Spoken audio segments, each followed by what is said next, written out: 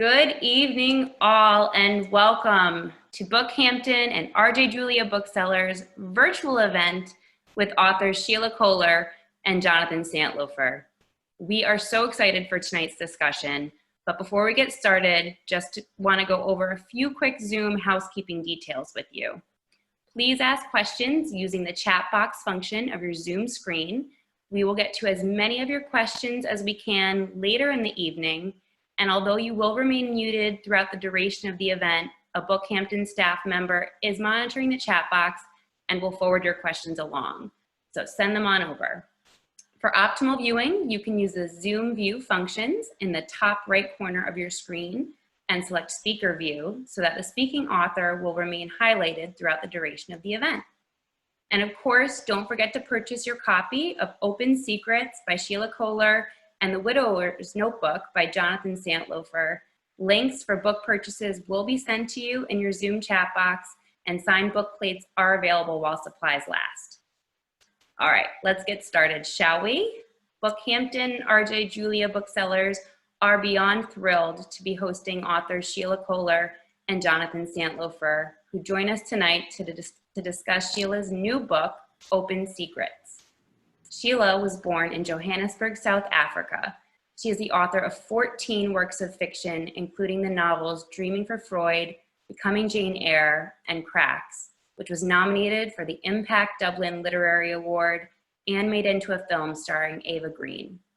Her work has been featured in the New York Times and O Magazine and included in the Best American Short Stories.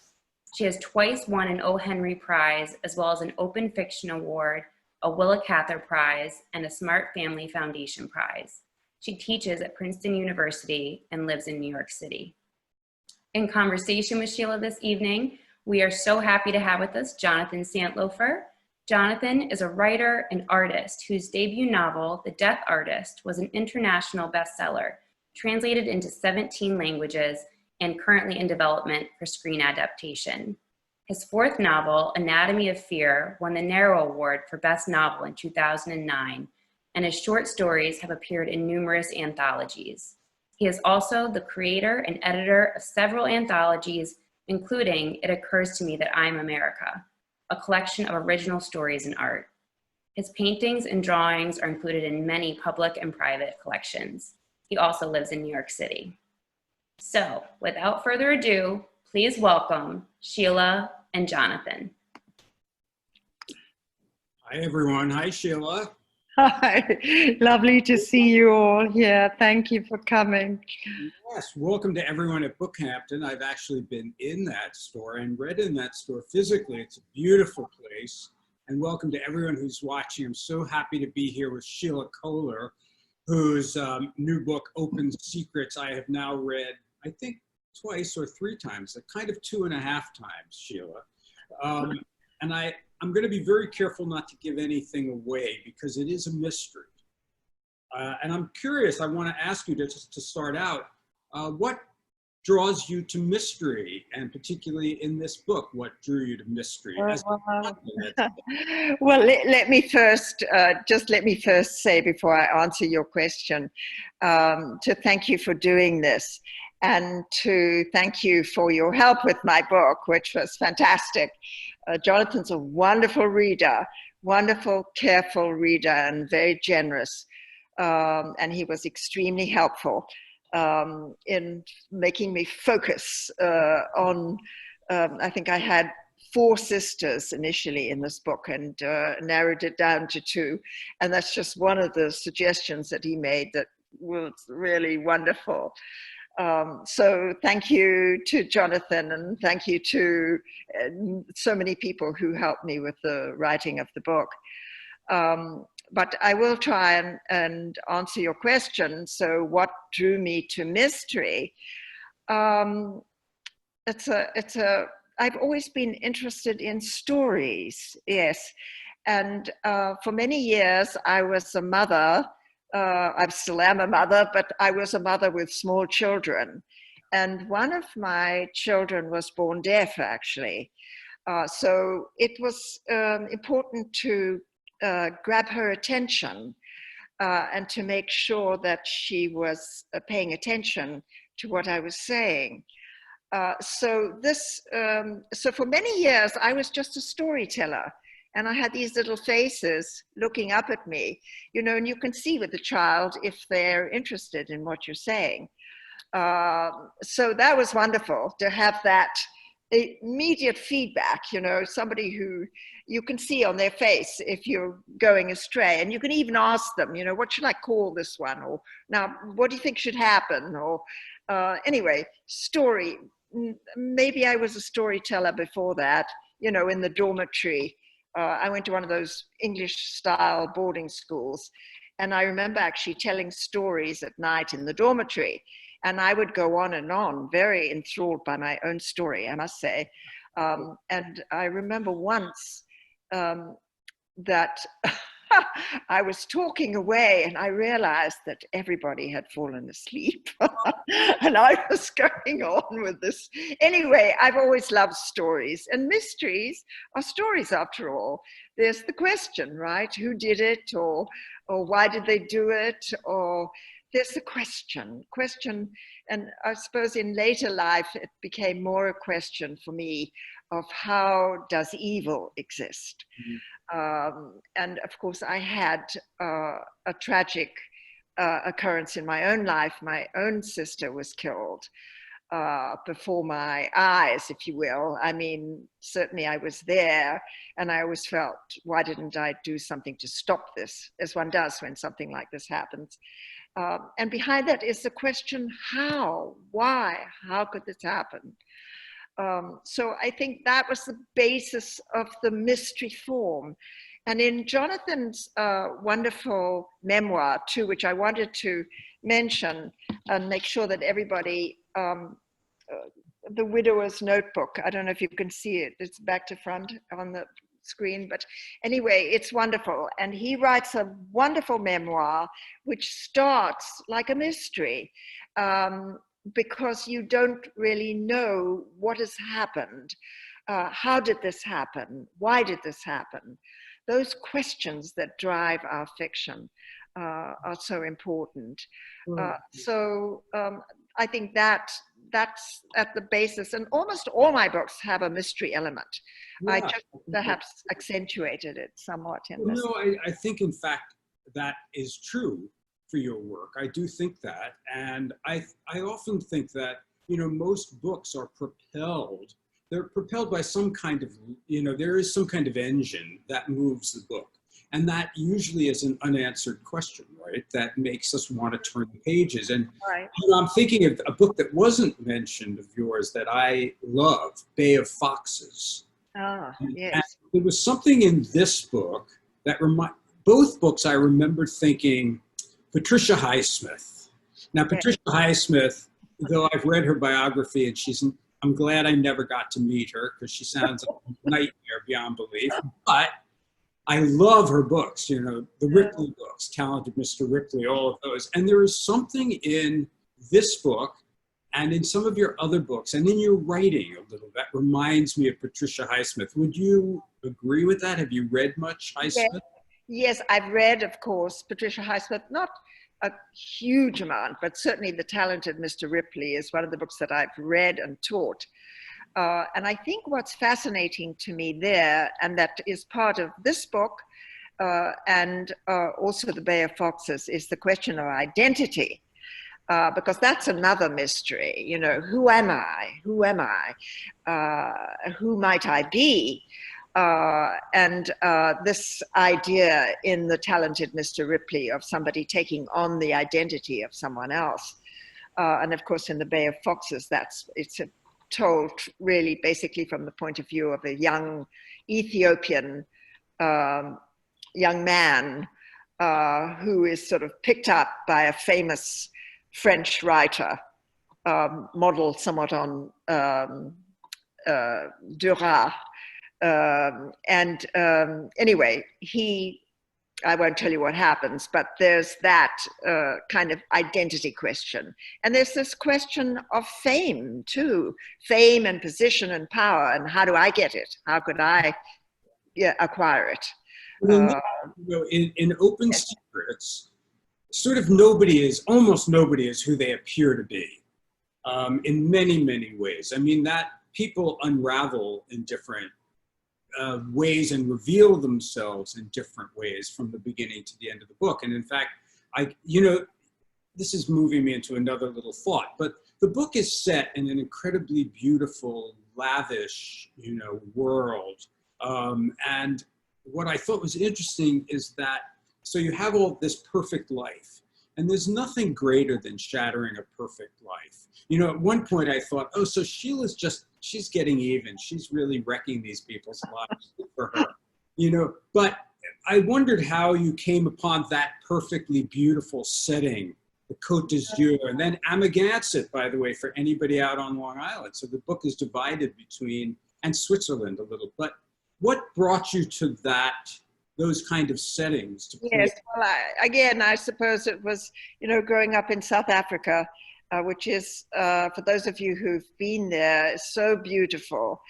But I was aware from when I was a small child that there was this perfect decor, these beautiful flora and fauna and this light, extraordinary light, and then the freedom that we had as young children to run around. But underneath that, there was this undercurrent, like an underground stream of violence. And the secrets that were, nothing was said. Everyone was extremely polite. Everybody talked about the weather, a very boring subject in South Africa. But underneath that, all sorts of things were going on. And children, of course, know the truth of a situation, I think. Children perhaps know the truth of a situation more than anybody else does. I don't know, my husband and I were watching last night Truffaut, the 400 coups, the 400 blows. And before that, we watched the Age of the Pocket Money, and he shows how children know. And I think we knew, because we had these black servants who did everything and who took care of us, but we would see the way they were treated. So there were secrets, and this family is, there are secrets about money, and that is one thing I wanted to write about, because I think we talk so frankly about our sexual lives today. That's not much of a problem, people discuss their sexuality quite frankly. But the question of money is something that is still, we were taught, on ne parle pas de l'argent. You don't talk about money. That's the one subject that you do not bring up in polite society. But it's something that's really interesting, So there was that, the facade and what was going on underneath, yeah. There's so many things. I mean, I have like a million little questions, because you talk about children knowing.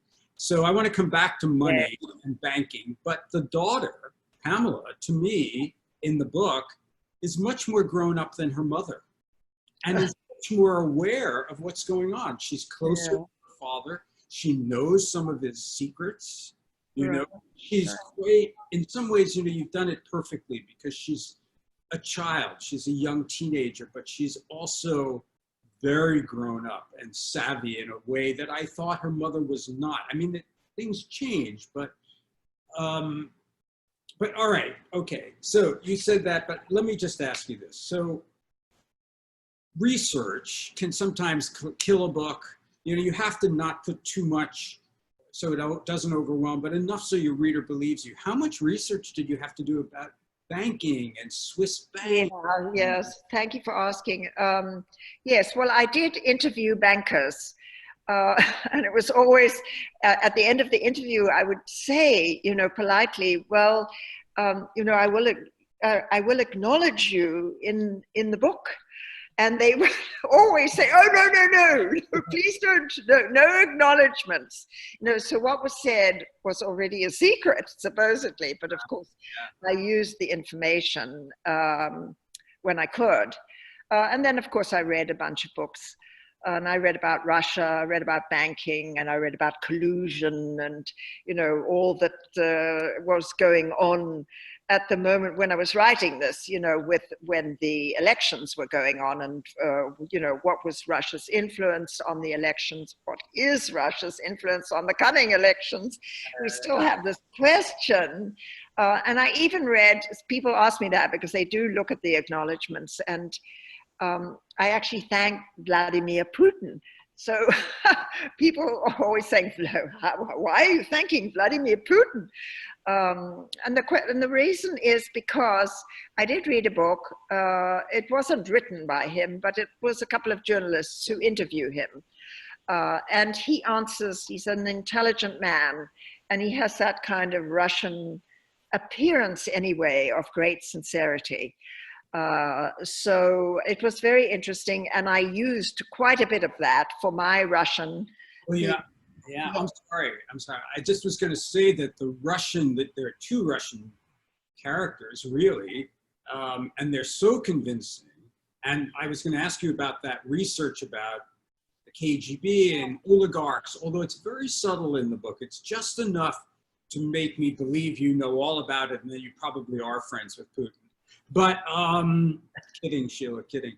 But this is a good time for you to read that little passage. Okay, sure. So yes, this is, it's about 5 minutes, and it takes place somewhat into the book. But I think all you have to know is that it's a conversation between Lizzie, who is my main character, or one of the main characters, Alice's younger sister. And she is in love with the Russian, Sergei, and they are having a conversation about Alice's husband. Alice has lost her husband, who is called Michel, and this is a man, obviously, French name for Michael, Michel. And so they are discussing what happened, because there is a mystery and nobody really knows how this happened.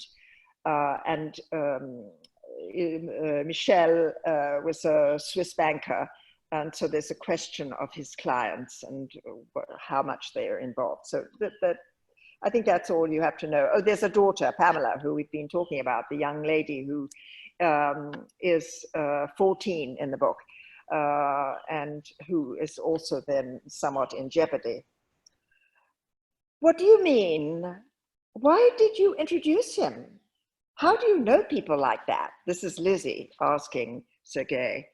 Well, they seem respectable enough, wealthy, well-dressed, and often even well-educated, or certainly smart.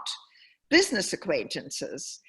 In Russia, organized crime has long been part of the banks. Indeed, the government, since the time of the Tsars. After the fall of the Soviet Union, the gangsters were really the only ones who knew who they were, what they wanted, and how to get it. What do you mean? Why? He sighs.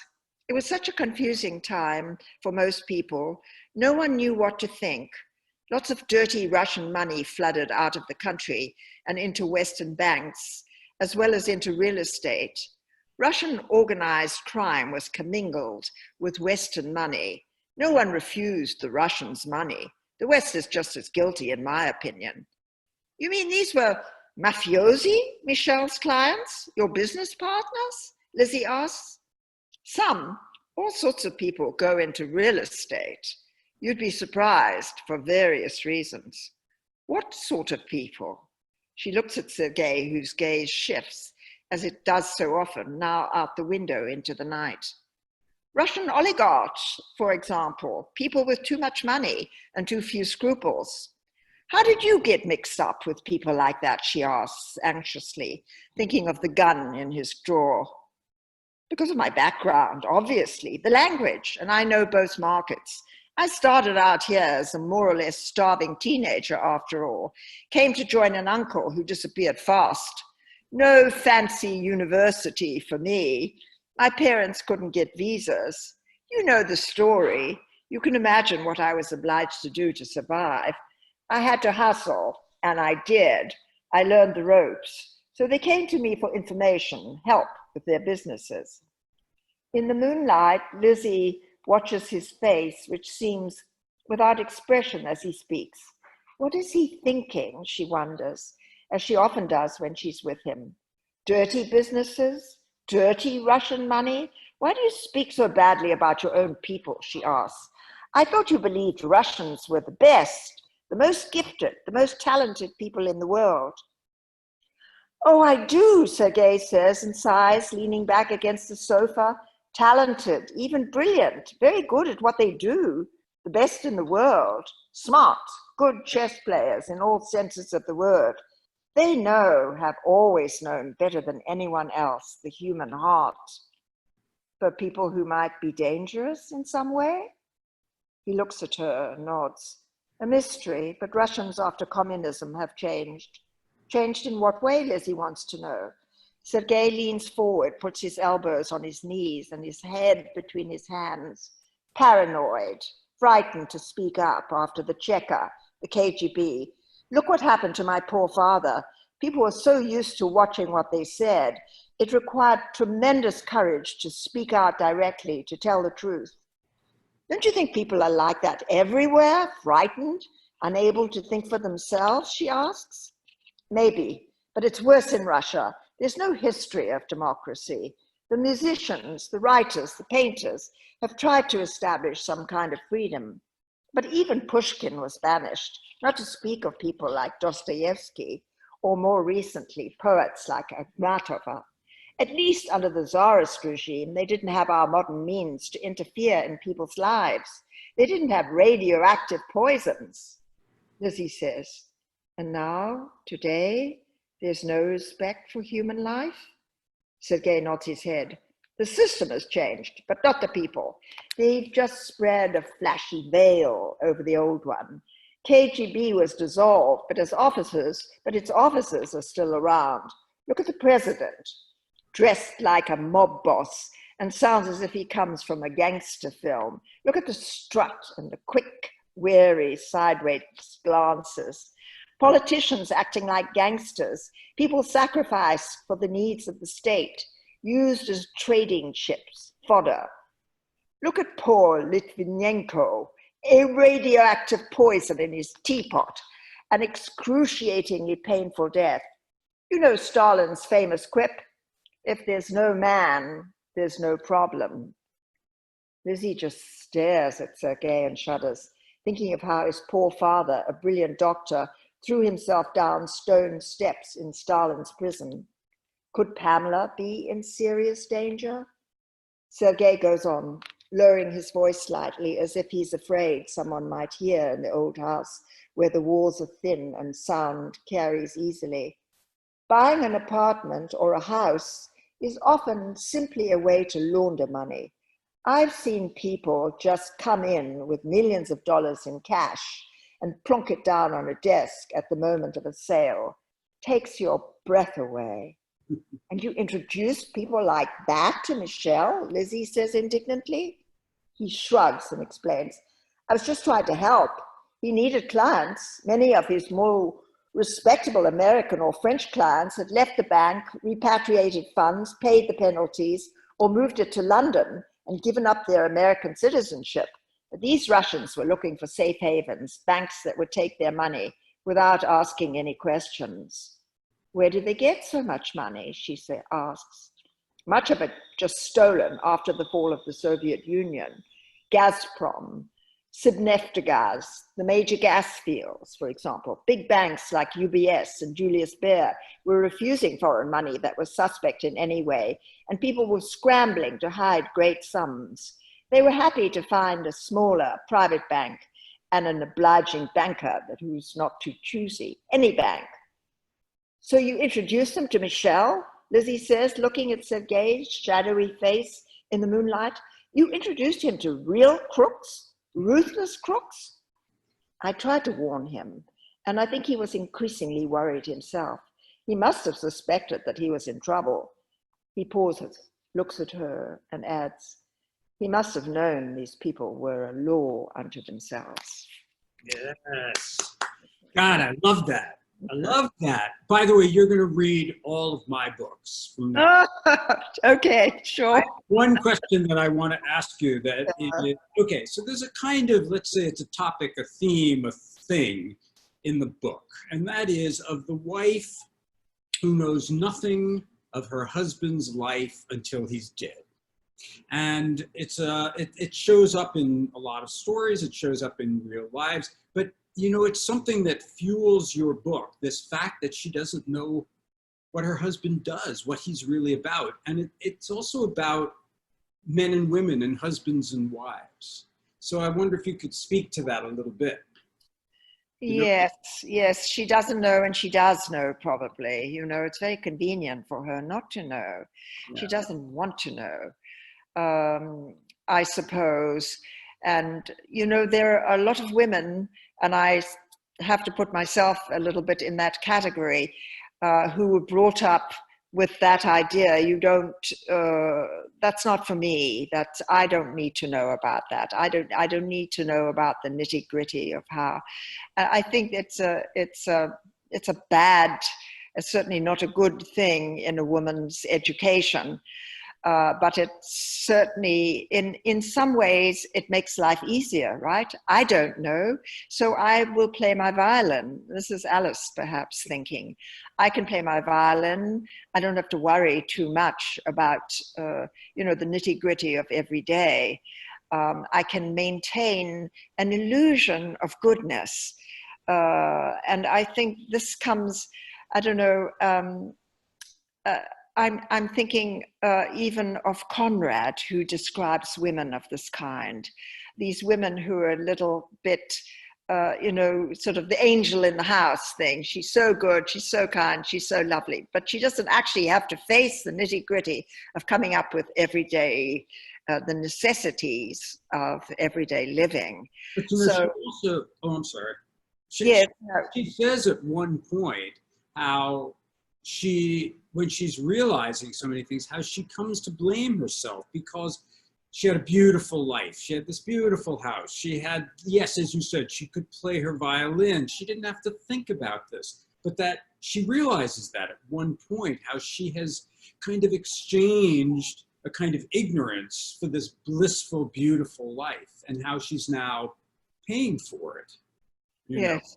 But I think the book is about, you know, so many different kinds of relationships, husbands and wives, mothers and daughters. I would say I was very struck, and since I knew there had been 4 sisters and reduced now to the 2 sisters, I was very struck at how that relationship between the 2 characters, Alice and Lizzie, is at the core of the book. It's a very deep love. Yeah. And so I come back to your memoir, When We Were Sisters, and Right. it made me think about that as something very particular in the book. Because the book, when you said before your protagonist and then you hemmed and hawed, you said, well, one of them. In fact, there are several in a way, because the way you structure the book, they all take turns being the protagonist, right?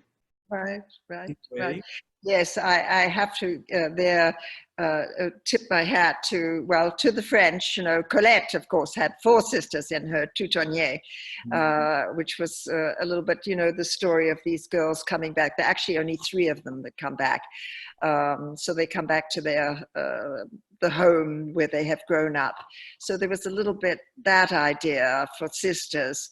And then tip my hat too, and it may seem ridiculous, but I think the great plotter is actually Tolstoy, and he does this so wonderfully well, the braiding of the various characters. We have one for a bit and the other for a bit. And so I learned so much from reading the Russians and of course the crime Russians, like Dostoevsky's Crime and Punishment, but with this you know, weaving in and out and leaving somebody in a dangerous situation and then picking up someone else, which is part of the mystery plot, I think. I don't know, I'm not the expert. You're the expert, Jonathan. Not the expert, but you do it very well. And I think I was going to say the way you structure the book with different parts, and then within those parts, you've done something very clever, which is you have a time and a place heading, title, which allows you to go back and forth in time so that the reader learns just so much. And then you can learn something else about another character, but you know, it is very much a woven, but it's also very simple. You've done it very simply. There's not a whole lot of stuff to, I don't know. Well, that was thanks to you. You told me to get rid of a lot of stuff. Oh my goodness. I do think that we should, acknowledge the fact that a book is really a collaboration to some extent. You have these wonderful readers and wonderful friends and generous people who are willing to read and to be helpful to one another. And I hope that for the writers in this group, that you have people around you who you can share your works with. And even the greatest of writers have done that. I'm, going to be teaching Madame Bovary. And Flaubert had, first of all, Louise Collet, who he's writing to all the time, and then another great friend who was extremely helpful to him. So I think we have to acknowledge this. It keeps us honest, and these things don't just happen. We have to be able to listen too, and that's something I do. And and I know you teach writing, I teach writing. One of the things I say to my writing students is that you need someone who can read your book and who you can trust, who wants the best for you, but will be honest. Yes. You really do need that. So I think there was something flashed. Does Bookhampton want to ask questions? Right. Questions of Sheila? Or, if you, I don't know. If not, I have lots of questions, so don't worry. But yes, there we are. Hello. Yes, we do have some questions coming through from our audience. And there was a question which you both have just touched upon, but about your writing process, Sheila, and if you outline or if you dive right in after the research process concludes. So it sounds like you do some outlining. Is that right? Not really, but and some of the people in the group have seen. In fact, what I do is make columns, and I sort of put my characters or time up the top, and then every time a character is mentioned, I write it in the column. And what I'm doing is making sure that the story is moving forward. But I only do this when I've got a bunch of stuff down on the page. And with the research too, I go back and forth. I don't just research and then go to the page, because my mind is too much of a sieve. I think I would have forgotten the research. So I sort of go back and forth. The research will maybe send me to the page. I'll think, oh boy, yes, this is good. I need this, and start writing something.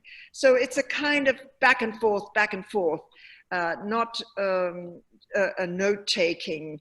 I did a conversation with Joyce Carol Oates, who both Jonathan and I know well, and I had the impression that it's more methodical what she does, that she takes the notes and then she writes the book. But anyway, mine is pretty much a kind of free process. Whatever comes to me, I use as soon as I can. And I'm fascinated by it, and that's I think, a gift, because a lot of people struggle. Of course I struggle. There's so much that in fact, Jonathan published a section of a previous book that I wrote, which was called Sonia's Secret. Well, it had various titles, but it was based on the Sonia from Crime and Punishment. You'll remember the prostitute in Crime and Punishment. And Jonathan published a little section in It Occurs to Me, I Am America. What a title today that rings. But that book was not, the whole book was never published, or has not been published. So, one has ups and downs, failures and some successes, and some things are more successful than others. And you never know, and I don't think the publishers know either. They take a chance. And Jonathan and I had a wonderful, wonderful editor at Penguin, who was very generous too, and who published five, maybe this was the sixth one of my books, and some did much better than others. And in fact, the Bay of Foxes, which when people read it, they say, "Oh gosh, that's a very readable book. But I think there's a kind of, yes, you can't, it was written from the point of view of a young Ethiopian, mainly. I had the older French writer too, but it was mainly the point of view of this young Ethiopian who's down and out. And I think that's not allowed today. You're not allowed to do that. You're not allowed to take on the character of somebody of a different color, skin, or, yeah, hard. Yeah. Well, speaking of how you write, so the structure, your book is quite structured. That came later, or you did it organically as it went along? Yes, gosh, it's so hard to remember these things, isn't it? I think I must have sort of done it as I went along to some extent anyway, because Pamela, in the beginning, I really had the story of the sisters coming back home where the parents are dead, and they come back to this house, which is, I really used my own house in Amagansett. I could show you the pictures, the paintings on the wall, which are in the book, everything is, I really didn't invent very much. I always think places are something you can use. So initially that was what I had. I had these sisters, 3 or 4 of them anyway, coming back, and each one has a story. So their story lies in the past. And then the reader said, well, wait, maybe we should, get to know a little bit. Don't too much flashback. You can't put too much in the past. And so then I started the book earlier. And then somehow Pamela came in and started to become more important. And I love writing about adolescence. I don't know why. It's something that must have remained very vivid in my mind. Maybe I'm just remained one to some extent. But and so she sort of elbowed her way in, and her story became quite important. Yes, Very much. as I hope you will see. Another question that we have for both Sheila and Jonathan: being teachers of writing, what do you recommend to your students that are experiencing writer's block? Do you want to answer, Sheila? You answer first, Jonathan. Well, I usually say to them I say many things, but I believe, I went to art school. I studied painting, and my graduate painting teacher used to say, there's no such thing as inspiration. You create your own inspiration. You are your own inspiration. You work every day, and you will do something. Even if it's a mess, you work every day. Now, there are days everything I do is terrible. And so I go take a walk, and there are many, I also believe Mike Nichols, the great director, who said he got his best ideas away from his work. And that happens too. You go for a walk and you think of something. But I do believe in read something, stop working on the part you're working at and just reread some of the things you've been working on. Take a little break, but I don't think, throw your book down and don't work on it for 2 weeks. I think that's a terrible idea. So, Sheila? Yes, I'm sorry, can you repeat the question? Writer's block. Oh, writer's block. Oh gosh. Yes, I'm never terribly good on this, because I'm a writer who, has written many books that have remained in the drawer, but I don't actually stop writing. But I think Jonathan's advice is wonderful. I do think you need, things come to you when you're not fixated on the actual text. You need to, go in the shower, whatever it is. I like to swim, whatever is a place for you where you can take a little distance from whatever it is you're writing. And then come back to it when you feel fresh. And reading is wonderfully inspiring to me. Really, all my books are scribbled. So much comes from what I'm reading, and those people who are in some of my reading groups will probably, when they read this, will find echoes of things that they maybe have read, you know, with me. I did a series on short suspenseful novels. And one of them, I think, in there actually was Le Toutonnier, because, you know, there is, each one of these sisters has a story. So, yes. You know, I would say short suspenseful novels. Patricia Highsmith's first novel, Strangers on a Train, is the most, oh, yes, to the very end, which I'm sure her publisher made her add. It is the most perfect little crime novel. She wrote it, she was 25 years old. But, you know, I think that reading is really, really good to do. But I don't know. I mean, I do think you do need to get away from your work periodically. Otherwise you can't see it. But I believe, I don't know, I'm kind of someone who must enjoy self-torture. I'll just keep going till I'm bleeding. You know, so. Well, there's that. There's just... All right, we have another one here. Sheila, you've said that your sister's tragic death inspired much of your fiction. Did writing about it directly in your memoir change those events as an influence on your fiction? Not really. I mean, there is the one thing which, and I think probably Jonathan can maybe agree with this, is that when you have, when you've written something down, the fiction or the non-fiction that you have written about the memory replaces the memory. So the memory, in a way, is gone. And there are things, for example, about my childhood, because obviously writing about my sister, I wrote quite a bit about childhood. And there's a scene where my sister goes and finds my father, who had died. And she was 9 years old and I was 7. But I don't know who did that anymore. Was I the one who went into the room? Because I can see it. I can see my father lying there, gray, and then running back to tell my sister. But I can also see the scene of my sister going in, seeing my father gray, and coming back and telling me. And I can remember standing in front of the mirror, you know, and my sister saying, "You don't have to cry. You don't have to cry." Because I had this feeling it behooves me to cry.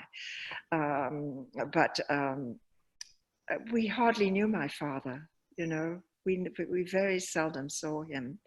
So it wasn't as if, anyway, in that moment, I felt the emotion that I probably would have felt in other circumstances.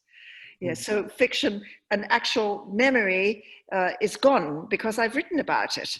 And I'm not sure what happened. But perhaps behind that question is also the question of closure. If you've written about something, is it over? Can you go on?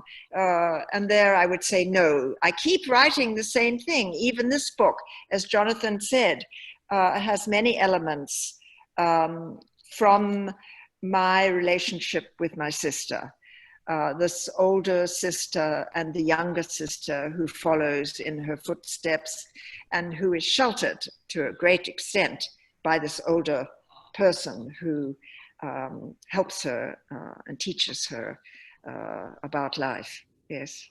But don't you think, Sheila, that, I mean, your life experiences and things that happen to you fuel your work. They fuel it in different ways. And particularly if you write, as you write, of course, when you write a memoir in nonfiction, when you write something, it doesn't change. But of course, as an artist, as a writer, you start to frame it. You start to make it work on the page, which is always extraordinary.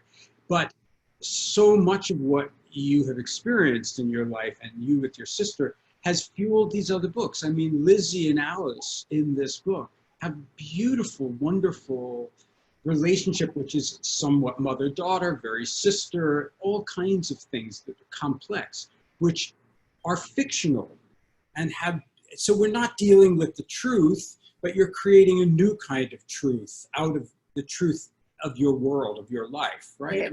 Yes, yes, certainly, certainly. On the page, things are different. Yeah. And art obviously demands a certain structure. And so you are obliged to come up with a structure. And, you know, I remember with this memoir, sending it in to actually Catherine Court, and she called me up, or maybe she just sent me an email, and she said, it's not sufficiently structured. And I was so cross. I thought, well, I know about structure. But of course she was right. It was not. And I had to go over it again. And I had to, you know, just try, you know, the columns, do the columns, make sure that there was a steady forward movement. As my editor at Knopf, Gordon Lish, would say, steady, put it on your computer, steady forward movement. But, you know, that it's such a delicate balance to make something seem real and make something also a story. And stories are by in their essence are not real, because they have to move forward, and life is chaotic, of course, and doesn't. And we keep coming back to where we were. And maybe, you know, I've been teaching Don Quixote.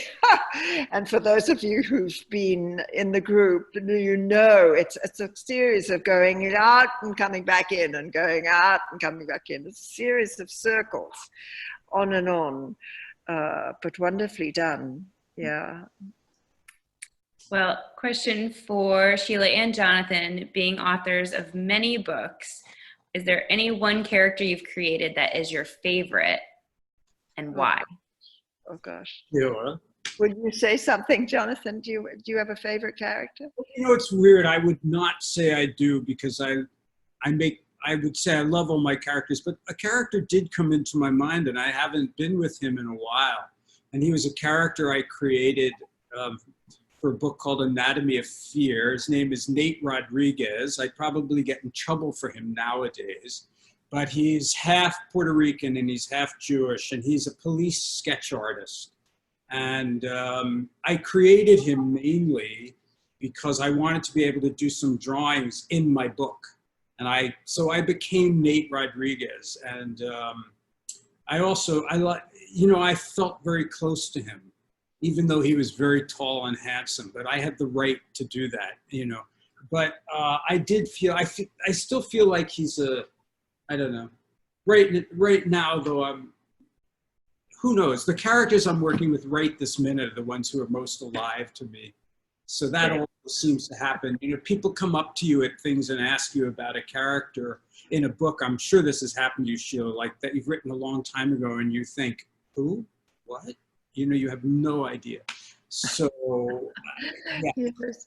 Well, the character that comes to my mind, of course, is perhaps because I did quite a lot of research and enjoyed writing the book, and that was Charlotte Bronte. Putting her, you know, in my book, Becoming Jane Eyre, and that was a very interesting sort of exercise, because people, of course, tell you when you start out writing, they tell you many things which you shouldn't listen, but this was one: don't write about writing. But actually, people are very interested. So it was interesting for me to take the text and take the life and make some back and forths.